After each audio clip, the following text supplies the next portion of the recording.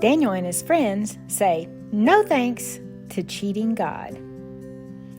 Babylon was now the most powerful, coolest, biggest, shiniest, richest land in the whole world. And King Nebuchadnezzar was also rich and powerful. But even though it was the most powerful, coolest, biggest, shiniest, richest land in the whole world, it was not God's chosen city or people. And Daniel knew that very well. Even though Daniel and his 3 friends, Hananiah, Azariah, and Mishael, were taken away to live in Babylon, they were not treated badly. King Nebuchadnezzar wanted some boys that would grow to be healthy, strong, smart, and educated so that they could serve him in his palace. So Daniel and his 3 friends actually lived in the palace of King Nebuchadnezzar. That means Daniel saw the coolest, biggest, shiniest, richest things of Babylon up close.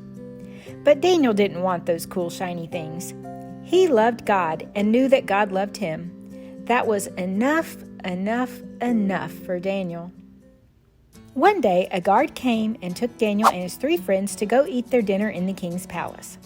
They were training to be men who would serve the king, and remember that the king only wanted the healthiest, strongest, and smartest boys. The dining room was filled with boys from all around the world, and the tables were filled with food from all around the world. But when Daniel looked at the tables full of food, he felt a little confused. "I've never seen any of this food before," he said to his 3 friends. Other boys in the room saw Daniel, and one said, "Dig in, you're going to love this stuff." "Yeah," a tall boy said, stuffing his mouth with more before there was even room for another bite. "It's so warm and salty, it practically melts in your mouth. We've been missing out our whole lives." "This stuff is way better than even chicken nuggets," piped in a smaller boy who had so much sauce covering his face that it looked like a beard. Daniel didn't like what he saw. These boys were certainly enjoying the food, but they were acting like crazy, selfish pigs. Daniel didn't want to be like that. That is not how boys who love God should be. Daniel also remembered the food that God had wanted him and his family to eat before they lived in Babylon. The food here was not the kind God had told them to eat. Daniel didn't want to disobey God. It was true that King Nebuchadnezzar's food looked and smelled better than anything Daniel had ever seen, and Daniel was very hungry. If he didn't eat the king's food, his belly might hurt. He might even starve. But Daniel decided to trust God. Daniel trusted that if he obeyed God, he would have enough. So Daniel said, "No thanks." The whole room went silent. One boy dropped his fork. "No thanks," everyone said at the same time. "Yes, I'm sorry, but I can't. I'm very grateful for the work it took to make such a feast, but these aren't foods God wants me and my friends to eat." The guard started to shake in his sandals.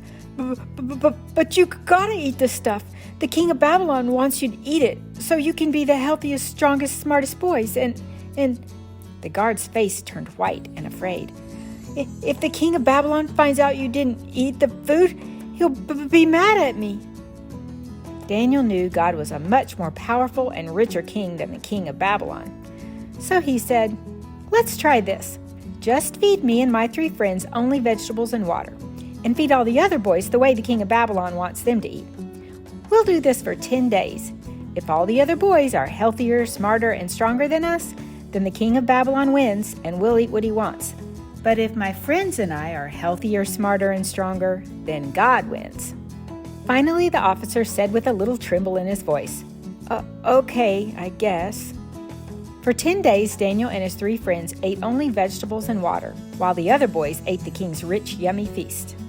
And after 10 days, guess who won? God, of course. After 10 days, Daniel and his friends were way healthier, way stronger, and way smarter than all the other boys who were eating the king of Babylon's food. In fact, they were 10 times healthier, stronger, and smarter. Even King Nebuchadnezzar couldn't find anyone as wise and understanding and as helpful as Daniel and his 3 friends. Nebuchadnezzar ended up picking them to help him in his kingdom, and not any of the boys who ate the rich, yummy food. God knows so much better, doesn't he? Even if what the world has looks like it would be pretty good, it really isn't very good at all, is it?